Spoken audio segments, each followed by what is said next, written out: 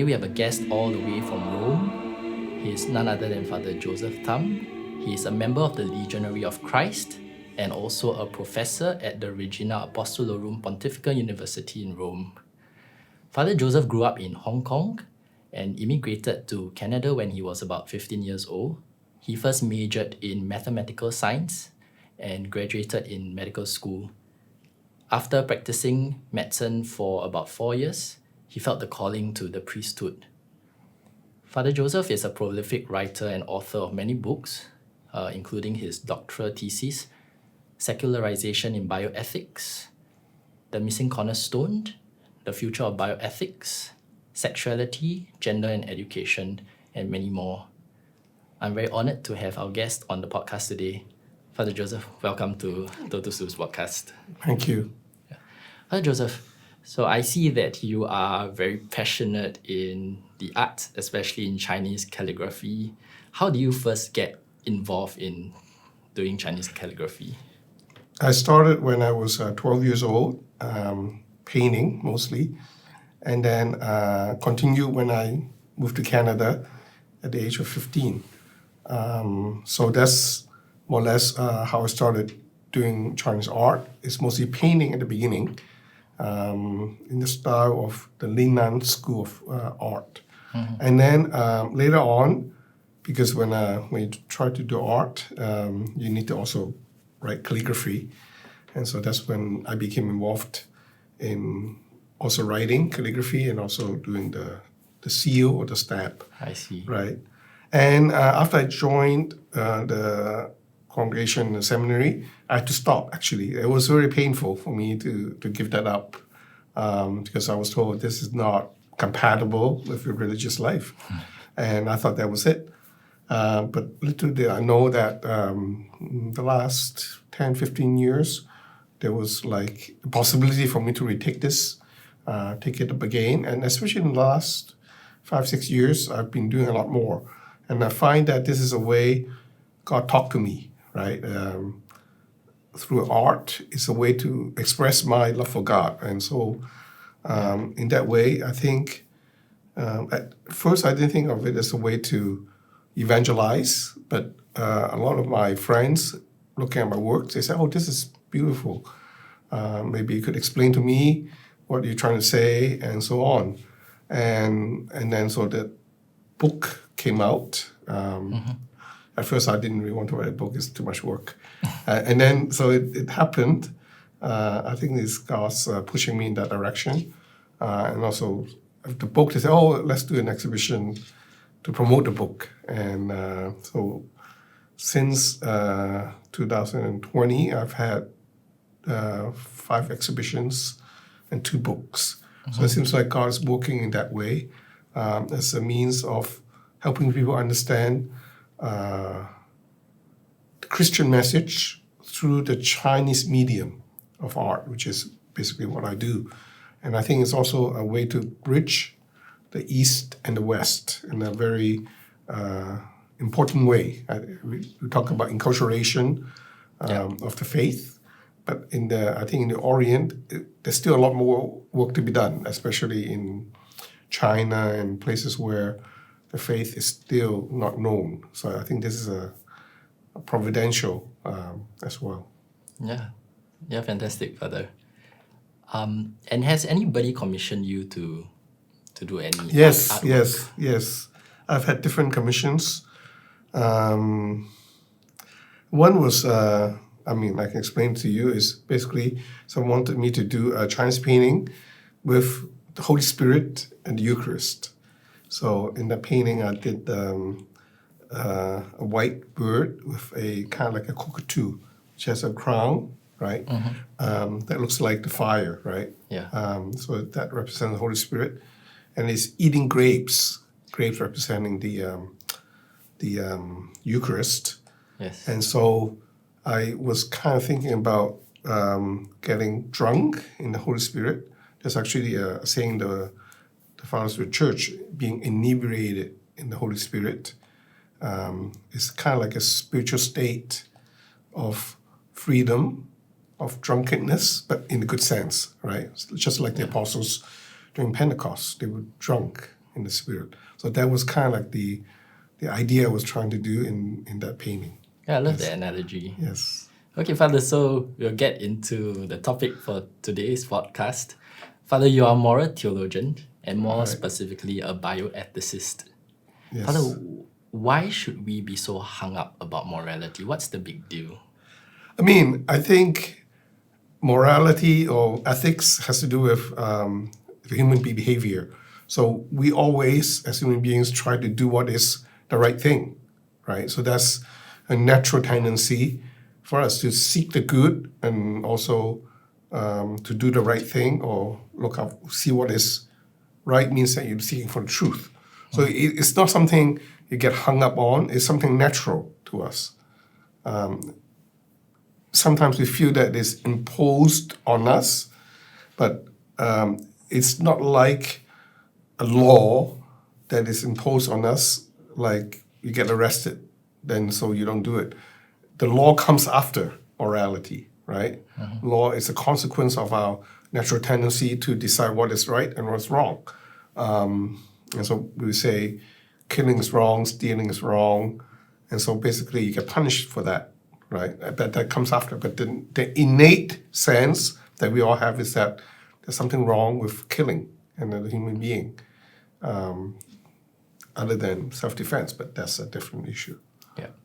So we as human beings are moral agents, right? And this stems from the fact that because we are rational beings, it stems from a rational intellect. Right. We say that since we are spiritual beings, right? We are both rational, meaning that we look for the truth, and that we also seek for the good, right?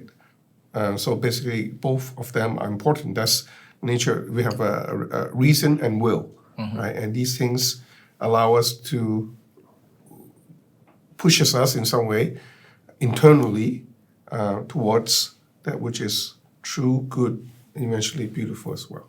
Yeah. Okay. So, Father, over the years of moral theology, we have seen different approaches. Yes.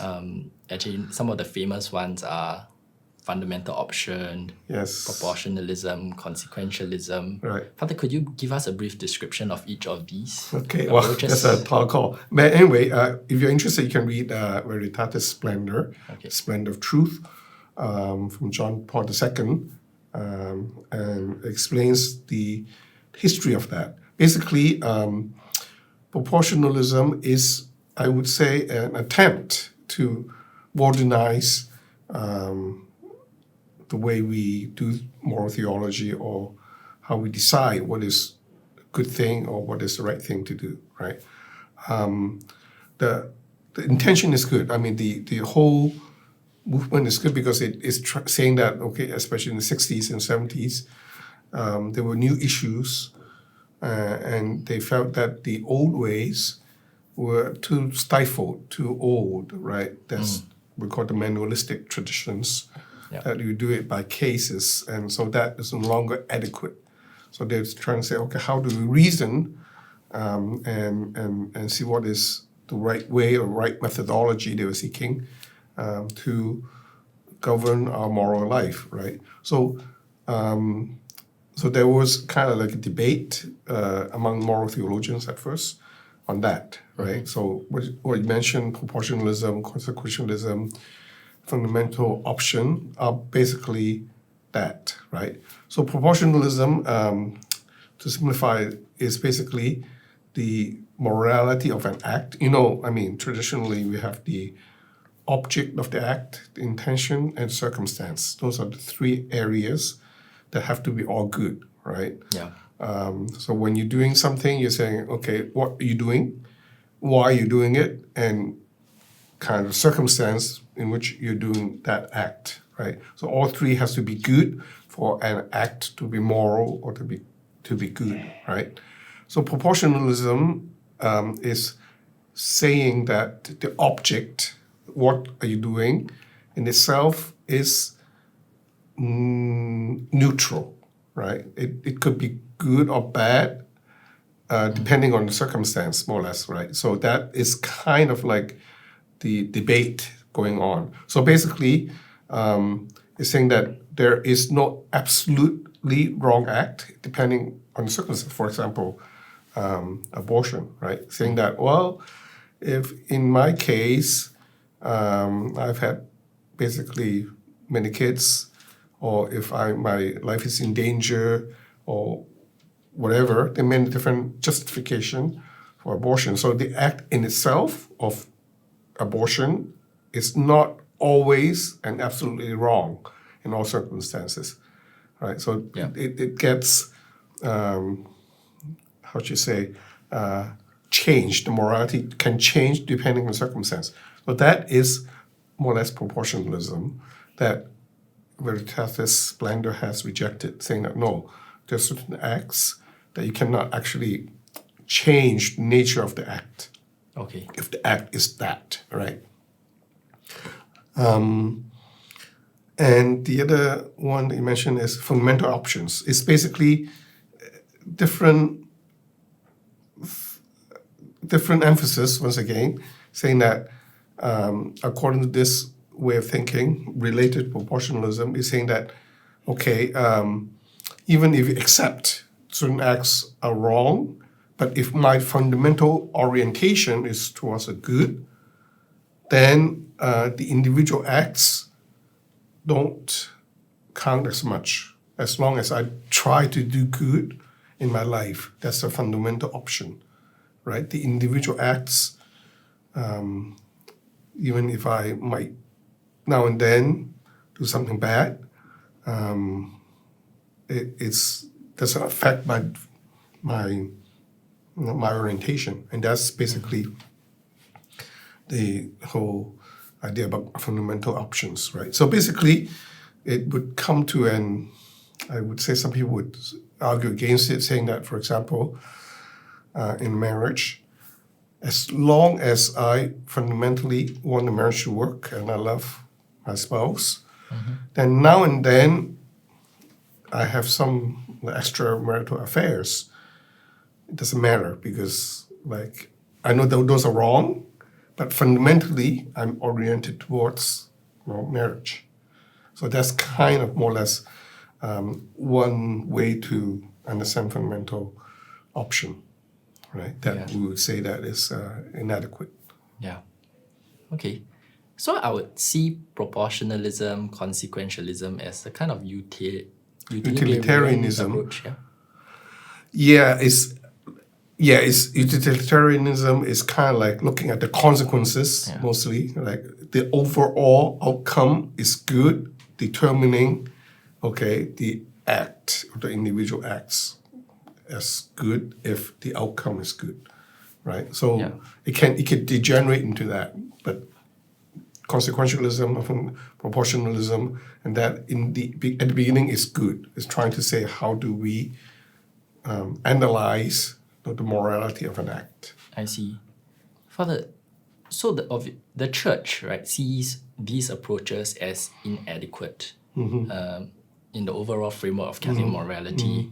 I understand that was Veritatis Splendour a response to these inadequacies in these approaches? Correct.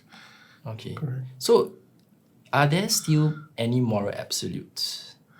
Well, that's also another part of the question. There was that debate about whether there are moral absolutes. So the example I gave you, when in proportionalism, and the example of abortion, you were saying that abortion is absolutely wrong in all circumstances, right? Yes. And so basically that is what we are holding against proportionalism, which says that there are no absolute wrong in any act, right? It depends on a lot of things, right? Right. So in other words, we are kind of doing away with the idea of intrinsic evils. yes, right. That's exactly the same. I mean, those different terminologies, the same concept. It's two ways of doing morality, right? Yeah. Saying, looking at the situation, looking at the circumstance, looking at the consequence, looking at the utility, the overall outcome, determining whether some action is good or bad, or looking at the action itself, and then that determines on its own that the goodness or the evil of the act comes from the object or the why you're doing it. Right? Okay. Father, could you give a broad definition of how we consider what an intrinsic evil act is? Okay, intrinsically evil acts, I mean, actually is defined in the Catechism and also in the manuals. Basically things like killing innocent people. I would say it includes things like in the sexual realm, contraception, even masturbation, homosexual acts. Those are kind of like consider that. And then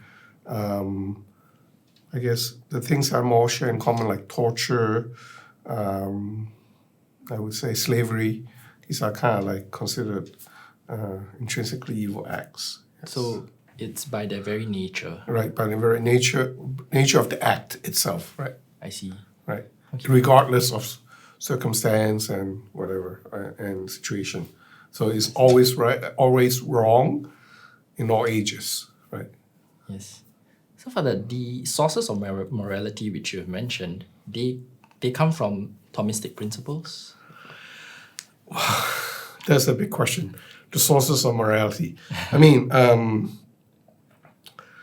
I would say I wouldn't use Thomistic principles as kind of like the sources. It's more like Thomas reflected on that, right? And Okay. look at that. So there is kind of like, I mean, you can say that there is a natural law, right, that is discovered within us. So that's what we call, I mean, Thomas in some way systematized this kind of reasoning. Yeah. Or Thomas and after him. But basically, the idea of natural law is that you don't have to believe in God, right, to recognize this reality that within us, human beings, all human beings, there's something kind of that obliges us to act in a certain way, right? So we would say, okay, it's wrong to murder, it's wrong to commit incest, it's wrong to do this, whatever. So this is at first it's kind of like a recognition that this is not something that we can decide, right? It's something that is within us, but it's something that is powerful, that pushes us in some way. So natural law is kind of like physical law. You cannot say that, okay, I can defy it, the law of gravity, and say that tomorrow I've decided it no longer obliges me. I can go out and fly, right? Because you can try that and you will basically flop and fall because the law of nature cannot be defied. It actually imposes on you, right? Natural law is something similar, right? You can try to defy it, but you will always recognize that it's wrong, right? Yes. So if you kill someone, you'll always be in conscience that I killed someone. You cannot say no and try to justify and try to reason and say, well, it's actually that is a bad guy. I really didn't do it. But you can't because it always comes back to you in saying that you have killed someone innocent, right? Father, since we're on the topic of natural law, we know that natural law is an approach by which Catholics undertake, especially when we engage non-Christians, right? Would you say natural law is self-evident and intuitive? Okay, that's a big the question. physical laws. It's basically, once again, I would say natural reasoning is something innate in all of us, right? Yeah. But the whole natural law formulation, explanation is something that it came afterwards, right? I mean, it started with, in some way by the Greeks, Aristotle and all that. They already have some kind of recognition of that, but then it was more or less in a way systematized by St. Thomas of Aquinas, right? So it became a tradition, right? Natural tradition. And the beauty of this is that it applies to everyone. Yeah. It's not just Catholics. It's everyone who is of a human nature. That's why I call it natural law, because of a common human nature, will have felt this obligation to obey this way of behaving. So it doesn't matter if you are in Africa or in Asia or in Europe, you would always feel that this is wrong, right? So, I mean, one example of natural law, for example, is, I mean, the more grievous or obviously controversial ones at one time were, for example, slavery. Yeah. How do we reason that slavery is wrong? Because it was practiced by many, many nations and countries and cultures for many years, up till even the last century.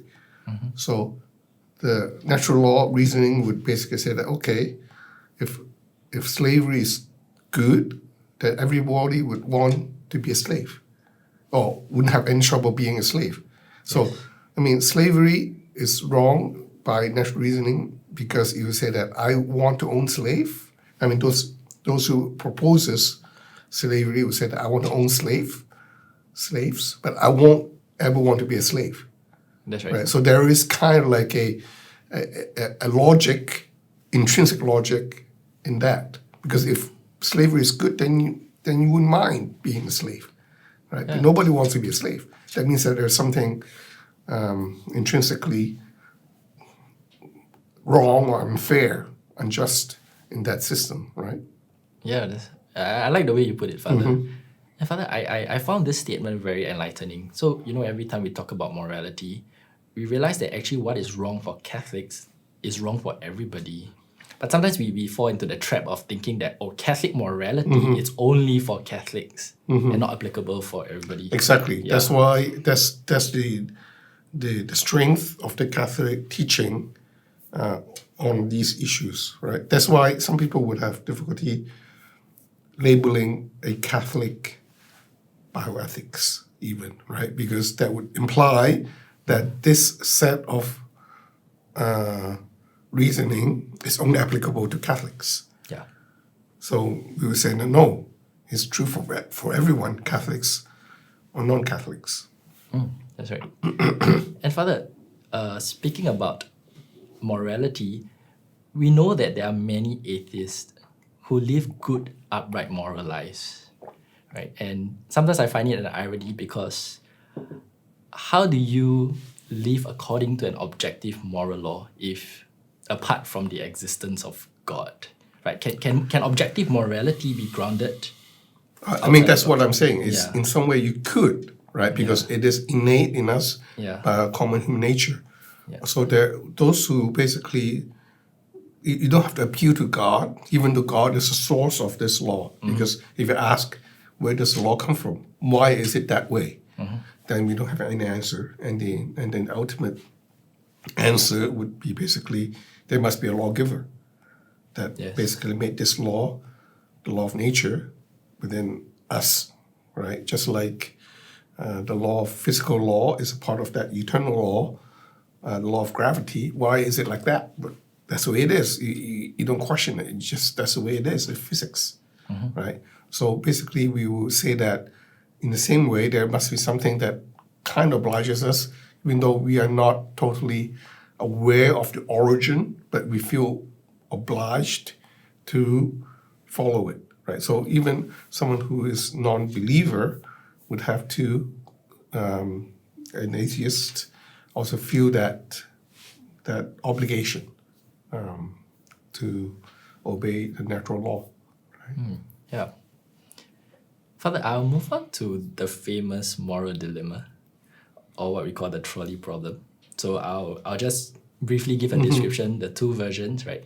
And is there a difference between two approaches? So one would be there's a trolley that is going down the hill, and if it's following its normal track, it would kill 5 people. And if I have the option of shifting the lever such that it would derail to another track and it only kills 1, does this fit into the Catholic moral framework compared to this other version which says, likewise, there is a trolley that is about to hit 5 people if it moves onto this track, but I decide to shoot the person who's on the other track and then shift the lever such that it rolls over that person, in both circumstances, the consequence is the same. That one person dies. So how do we distinguish these two versions? So it goes actually right back to the what we talked about before when we talked about the object of the act, right? Basically, in the first case, right, the decision to change the track, okay, is to save more people than less people, right? So that's the object of the act. I'm trying to save more lives, right? Yeah. I'm not trying to kill that person, and if I could, I would save that person as well. Yes. So the intention is not to kill that one person, but to save as many as possible, right? So it might sound like consequentialism, but it's not, right? The object of the act is not to kill, right? Yeah. That one person to save the five. So here you can apply what we know as the double effect. Double effect is basically that in an act, you could have basically two effects. That's why it's called double effect. One is desired, one is undesired, right? And the undesired effect is not the cause of the desired effect, right? That's the crossover, right? So basically here, you can apply, because when I change a track, okay, I'm not trying to kill the person to change the track. Basically here, I'm just trying to change the track, and it would basically hit the one person rather than the five person, right? So basically, in double effect, that is applicable. And we do that all the time, actually, in life. Sometimes we make hard choices, and sometimes the act may not be perfect, right? But we realize that we actually don't want that thing to happen, but it's unavoidable, right?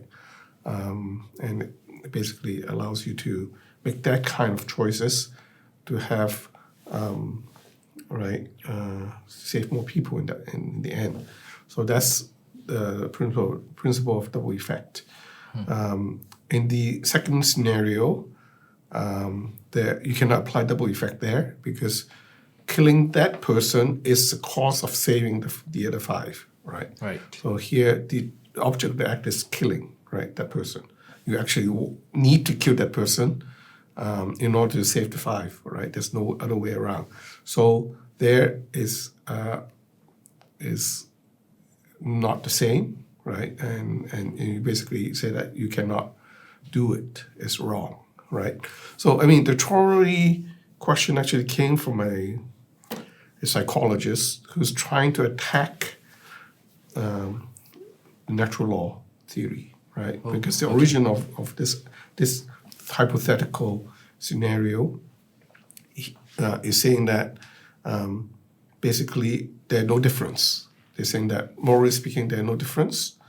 And so basically, in some way, we should just ignore, basically, because logically, there's no difference, and then the two acts are the same, right? And so for those who proposes this kind of hypothetical scenario, they are saying that there is actually no morality, no innate morality in us, right? So we just basically go for the consequences or the utility, right? But the intrinsic action doesn't matter. That was the original proposal to demonstrate that there is no natural law, right? Right.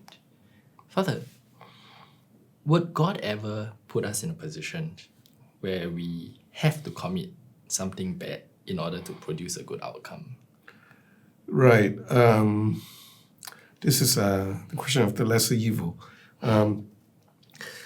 Not if it is a moral evil, right? A physical evil, I mean, the moralists talk about the difference between physical evil and moral evil. So moral evils, because of what we just mentioned, if it is absolute morality, if it is intrinsically evil, you should never commit, right?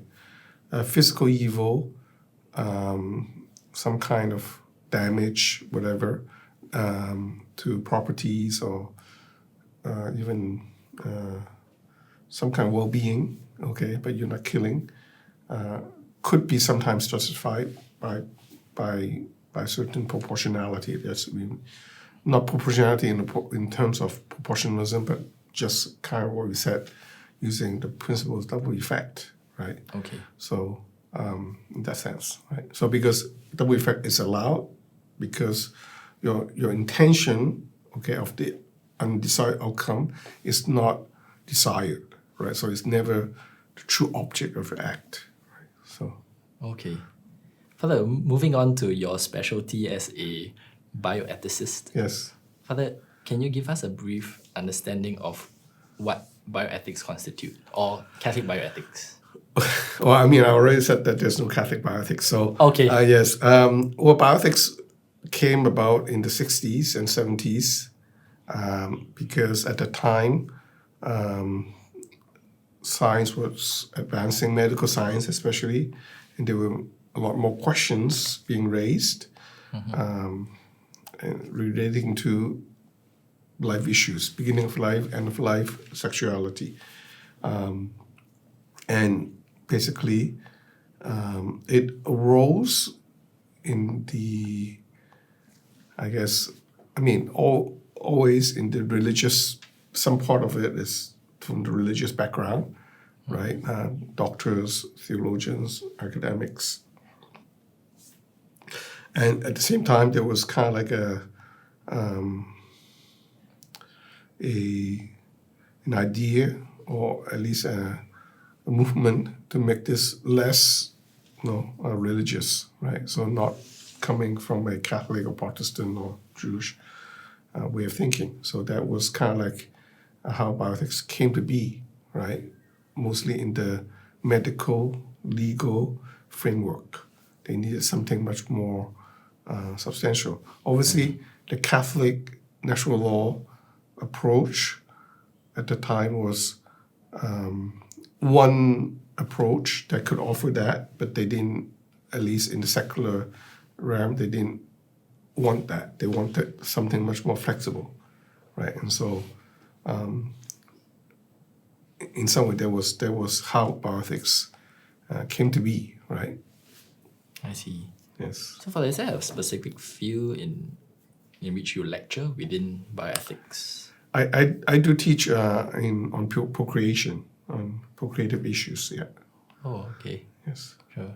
And so what are some of the other issues related to bioethics? Some of the common issues? Bioethics nowadays has become very broad, Okay. right? So in the beginning, it was part of it as medical ethics, right? And that was it.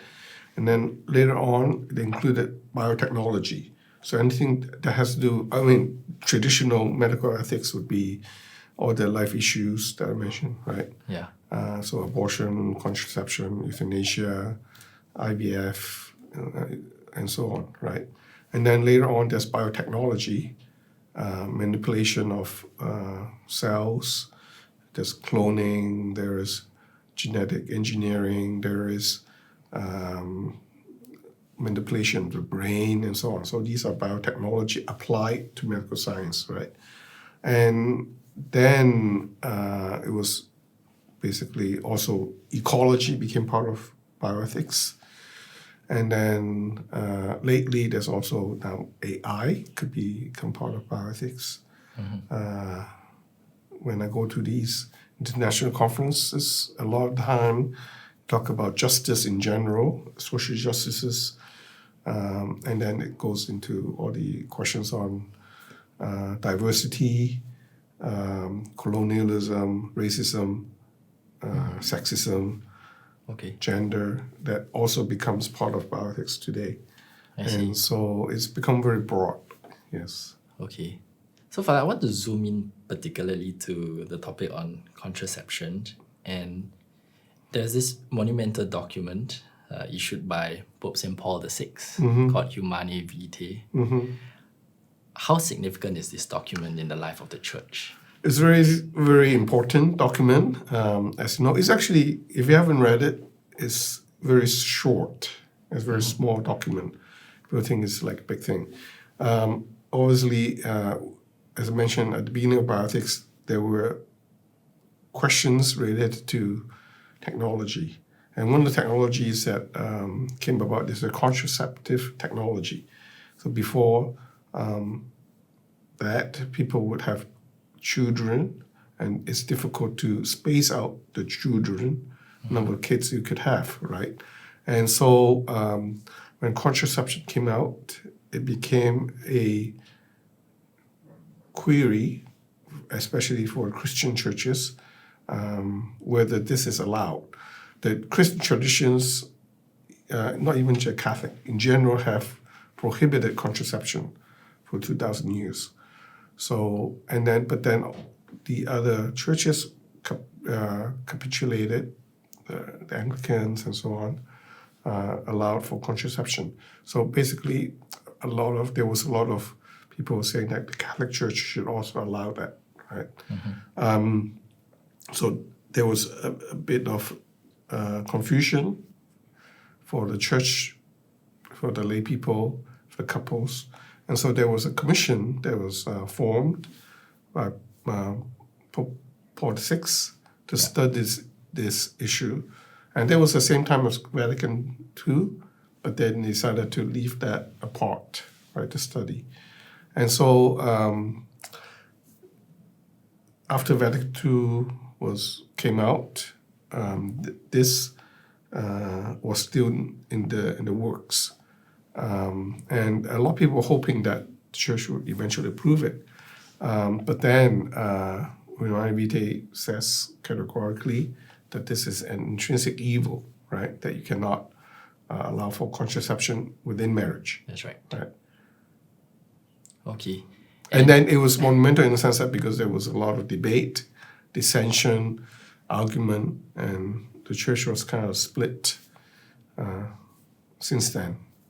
Yeah, I was surprised to know that there was an overwhelming majority who voted in favor of contraception.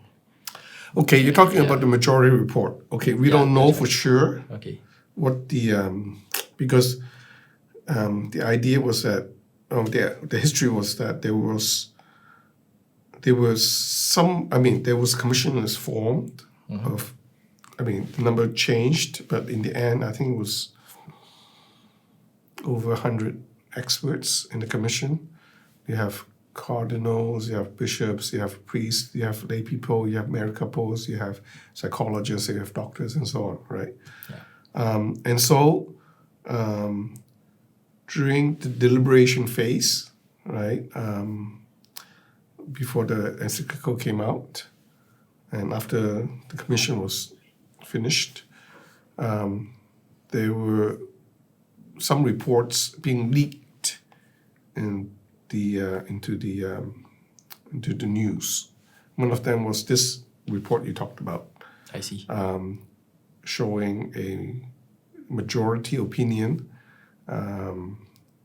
but we don't know of the reports there, like what were the conclusions, because there were many reports at different stages, right? So this was kind of like a little bit of manipulation of the news. So I mean, obviously, there was, I would say, historically, that there were majority of the opinions were in favor of changing this teaching to allow for contraception. But it was just one of the many opinions, right? We don't know how many reports there were and what were there. We know that there is a minority report, right? There were also those who were against it, right? So anyway, you have to understand, like, it's ultimately the Pope who decides, right? After receiving hundreds of reports and deliberating over 2 years, that he decided that, the reasoning in favor or against, and he laid that out in Humanae Vitae. Yeah.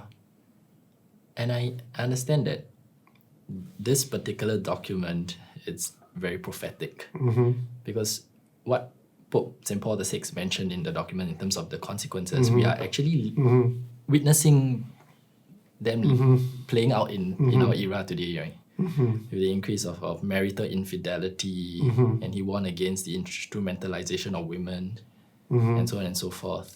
Yeah, I mean, when Humanae Vitae was issued, I was not even born, but as a Catholic, having read through and having an understanding of the backdrop, I realized the prophetic voice of the church, that it is only the Catholic Church that remains steadfast to the truth, even though it's unpopular, right, Father? I mean, today we live in an age where speaking the truth, it's very unpopular.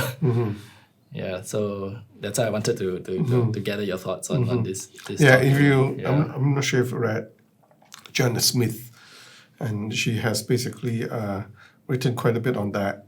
Is she a professor? She's a professor, Yeah, Joanna Smith. Joanna Smith, yeah. And she has written about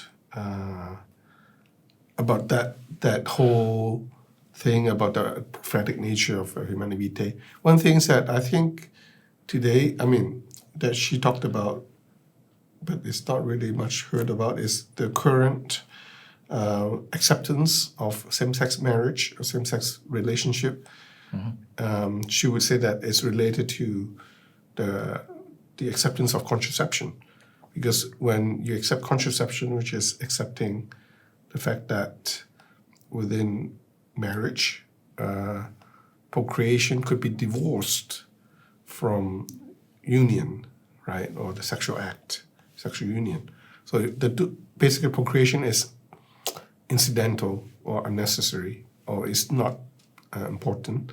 Then, if that's the case, then that mentality, after 30, 40 years, become accepted in society, and then they see that basically the same-sex act is the same, is union without procreation.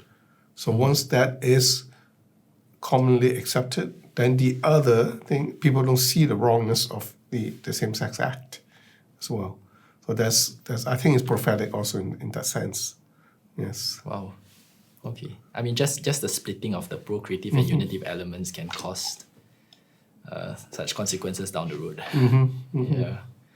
So, Father, concerning in vitro fertilization, we always say the church is pro-life.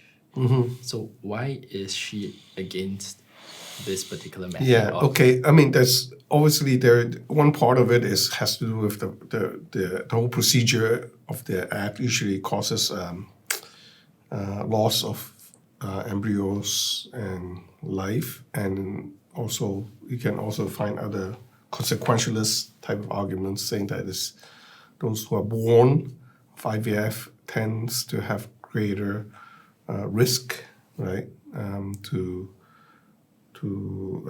the children born in that way. Those are the more academic or medical reasons.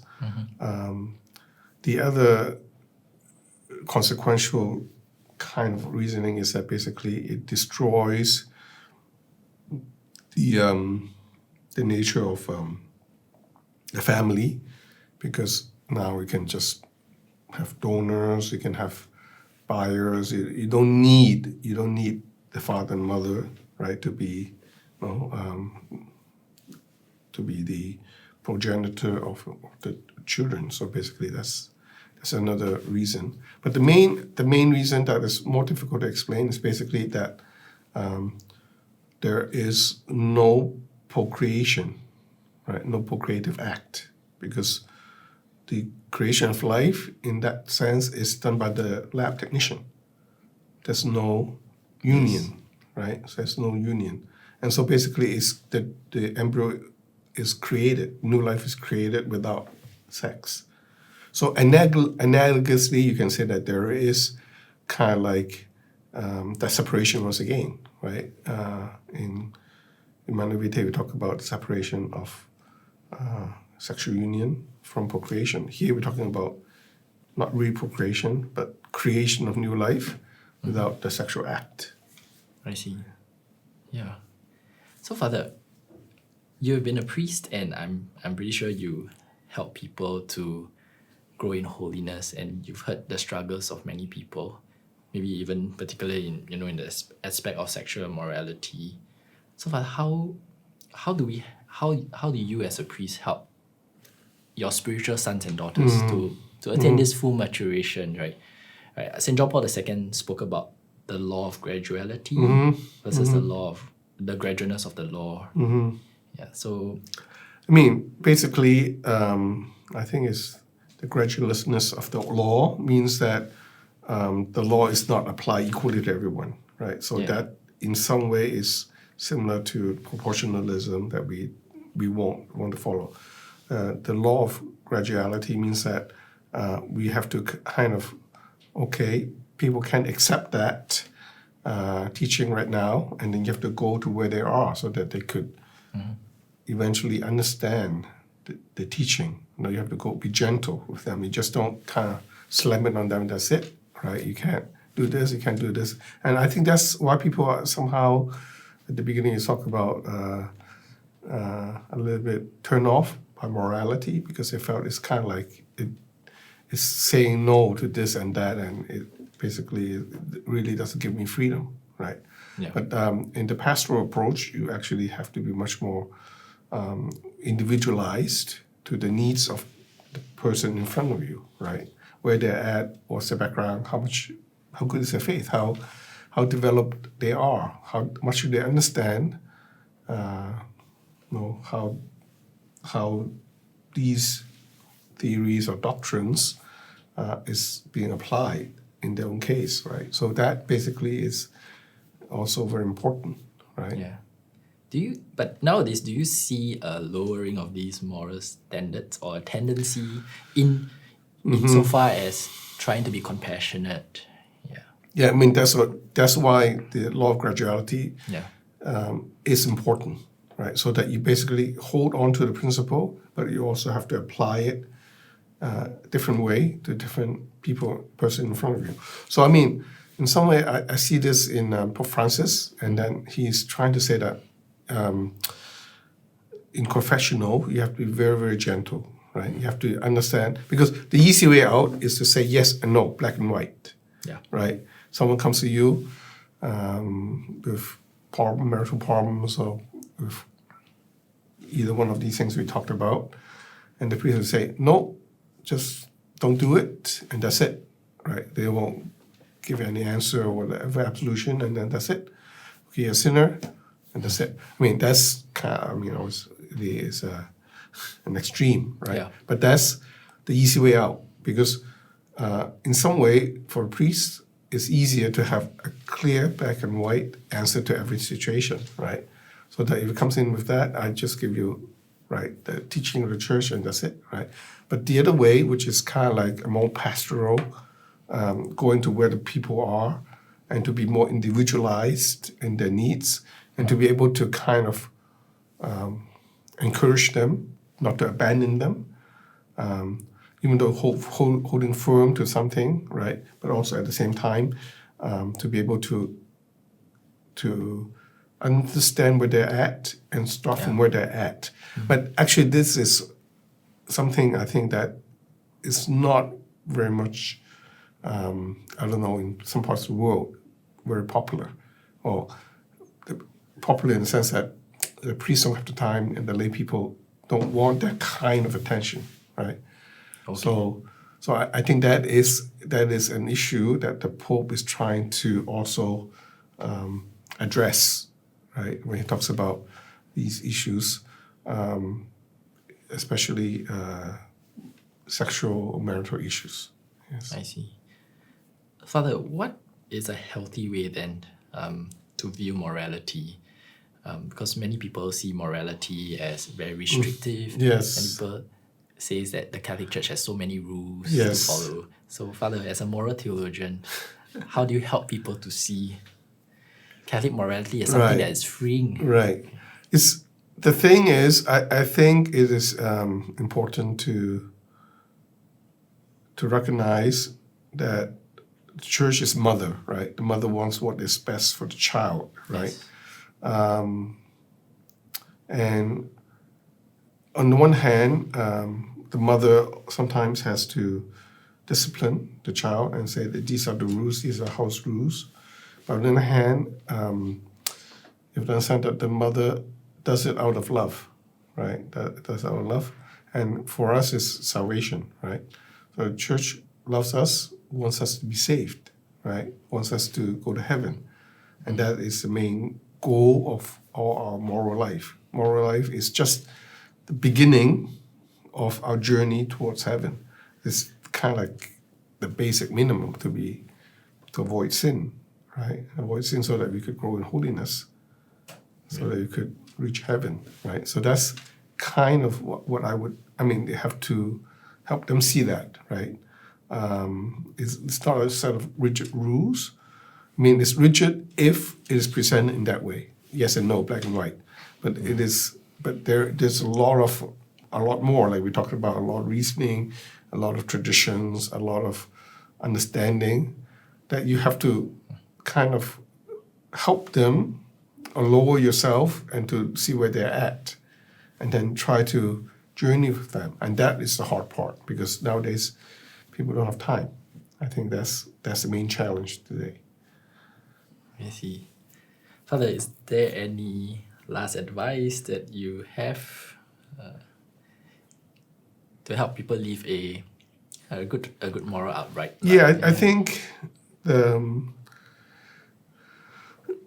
my approach after all these years of teaching is, I think sometimes we tend to start off with morality. I think we should start off with relationship, first of all, right? So basically,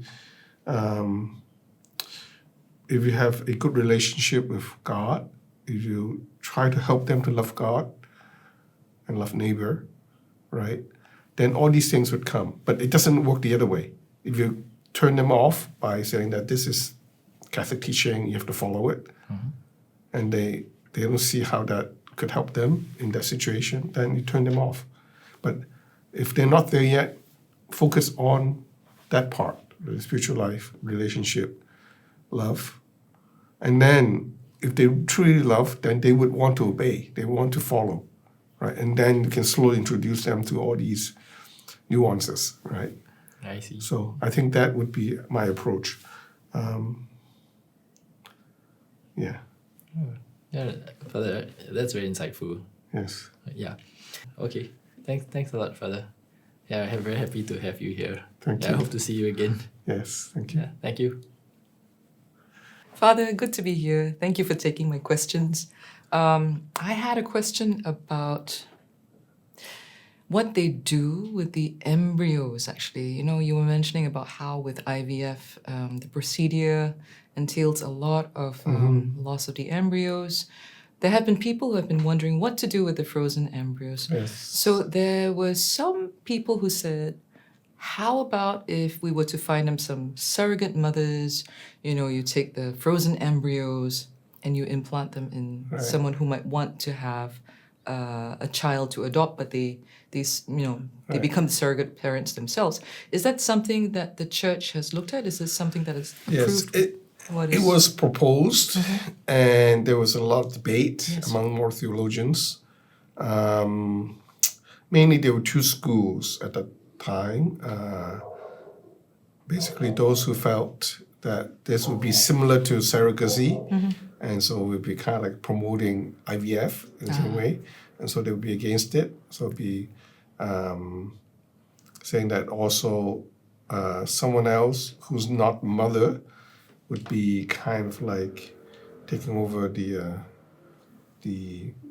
nurturing or the pregnancy, and so that would be kind of like an intrusion into the marital bond. Also, this is one school of thought. The other would see it a different way, saying that this is the only way you could save the embryos because they're destined for destruction or death. And so, and they call this adoption, embryo adoption, and so that we could at least find a way to save the embryos, right? As in some way, if the woman is willing, right, to take up that risk, right? And so, once again, it has to be done out of altruism and not like because I'm infertile and so I want to. So that becomes more like a mixed intention, right? If it is more altruistic, I just want to save the embryo, then that would be a little better than if someone is also saying that I'm infertile and this is a cheap way to get the embryos without going through all the. I mean, that's kind of like so. There was this debate going on 15 years ago. Oh, wow. And actually the church made a document called Dignitas Personae addressing this particular issue. And it's not saying yes or no, but it's saying that there are a lot of uncertainties and reservations about this procedure of embryo adoption. So the church is still sort of like a wait and see approach, or it was case by case approach. It was the way I read it is more like a more of a no than a yes, but it's not an absolute no. Right. So at this point in time, there are probably many frozen embryos in many reproductive health centers that are just in limbo in essence. In limbo, right? yeah. So basically, the church always said that this is the unjust situation that's been created and is absurd existence, but there's not much you can do right now because there's no easy solution because the original act of creating these embryos was already were unjust. Right. Yes. Unjust. Yeah. So basically, to repair that, there's no easy solution. The only way I would say most people would agree is that the couple, the mother of these embryos, would take them back, right, and implant it in them and give birth, right. That would be something that is the most acceptable solution. I see. But usually that's not the case here. Right. In Singapore, I think the number of frozen embryos and eggs probably will increase. There was a law that was just passed probably not too long ago that allowed women from the age of 21 all the way to the age of 37 to have some sort of what they call social egg freezing. So even single women for any particular reason, because it used to be that it was just a medically, like you could only do a freezing of your own eggs if you had a medical reason for it. But because of the falling birth rate, and I think the government is complicit in wanting to increase the population in Singapore, they've allowed this to happen where women, even from the age of 21, which personally I think it's very, very young, but it's been marketed as a social good. What do you think about something like that? I mean, I think this is kind of like a logical consequence of the whole IVF mentality. IVF is basically creating life without the marital bond. Originally it's for infertile couples, but now they don't even have to be infertile. They don't even have to be a couple. They could be like someone who just wanted a child. The child becomes a product. Yes, becomes a product. So in the logic of productivity, I mean, this fits right into that. So how do you increase productivity, right? So freezing eggs, freezing sperm, having egg donors, sperm donor, surrogate mothers, those are kind of like the same logic of production, right? How do you make the production line more efficient? How do you have more options, more choices? Just like a car. I want a Porsche, I want a Tesla, I want it electric, you can make many different choices. Now they can even choose all the genetic material to make a designer baby. Designer babies. In some way, you can choose the eggs and the sperm. Oh my. Right, so there's a documentary that I sometimes show in class. It's called Google Baby. Oh, okay. Google Baby. It's you can Google it. It says Google Baby, and it's a pretty interesting thing because it's basically a documentary of someone who made that into a business, so that you can Google and get your baby. It's actually out there. There's this company that's doing this right now. They were doing it in India. At the time, it was legal, but now I think it's illegal to do it in India. But other places you can do it. So basically, it's whole question of fertility tourism. You can actually do it in some place still. Yeah, weren't they talking about how nowadays you can have even 3 parent babies because they're taking the DNA from one person, that's a another different- one? That's a different yeah, topic. that's a They're different trying to topic, sort of like yeah. get rid of some birth defect that they would Yeah. have or something. Yes, that's a different issue. Yeah. Oh my goodness! So you have to deal with all these sort of questions probably from your Yeah, I have students that to you know teach. it. Yeah, I have to know it. Yeah. What's the most challenging thing about? Well, I suppose there are lots of challenging questions, but you were talking about AI and bioethics. Increasingly so, what is the main question with AI and bioethics that you perhaps get from your students? I mean, I don't get many. Mostly in the medical field. Yeah. I mean, I think something that we have to confront is basically AI needs data to work. So all your medical records become data, which actually is very valuable, right? If you have more data points, then you can actually do a lot more what we call prediction, right? Let's say you're just a data point, but if you have another 10, 20 million data points, they can basically cater to you based on this data point, right? So the question here is predict a lot of stuff. Predict a lot of stuff about what works for you, what doesn't work for you, what drugs works for you. Goodness, it's like a Minority Report, like Tom Cruise. There was but it's good. In some way, on one hand, you can see that it's attractive because it would advance medicine greatly, right? So there's a good that can come out of it can come something from like it. that. But then the core question is privacy. Yeah. Are you willing to give your data up, your medical records?